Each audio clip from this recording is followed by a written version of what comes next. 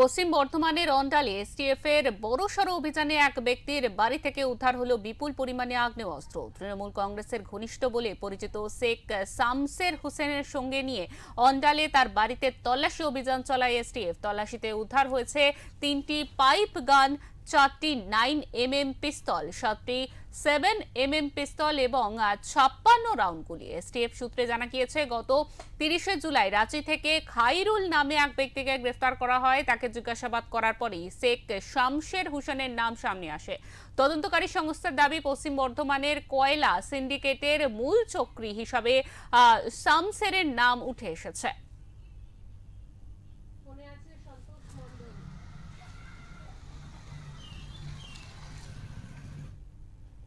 আমাদের সঙ্গে ইতিমধ্যে টেলিফোন লাইনে রয়েছেন আমাদের প্রতিনিধি সন্তোষ মণ্ডল। সন্তোষ, যা খবর পাওয়া যাচ্ছে, কয়লা কাণ্ডে অভিযুক্তের বাড়ি থেকে বিপুল পরিমাণ অস্ত্র উদ্ধার হয়েছে। কি পুরো ঘটনাটি ঘটেছে এবং কি কি উদ্ধার করা হয়েছে, পুলিশ কি জানিয়েছে, বিস্তারিত জানাও।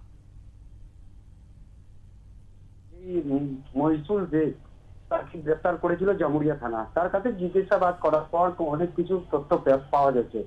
সেখানে কয়লা মাফিয়া শামসের হোসেন তার নাম উঠে এসেছে এবং আজ সকালে প্রায় ভোর 3টে সাড়ে 3টে নাগাদ ওর বাড়িতে এসটিএফ এর টিম হানা দেয় এবং 15খানা অগ্নিশস্ত্র এবং 56 রাউন্ড গুলি বাজেয়াপ্ত করে এবং তারপরে ওকে তোলা হয় এবং ওখান থেকে ওকে নিয়ে যাওয়া হয়। এখন এসটিএফ জিজ্ঞাসাবাদ করছে এবং কোর্টে কালকে প্রডিউস করবে এবং তার কাছে আর কি কি নথিপত্র আছে, কারা কারা এই চক্রান্তে জুড়ে রয়েছে, সেই বিষয়গুলো জানার চেষ্টা করবে।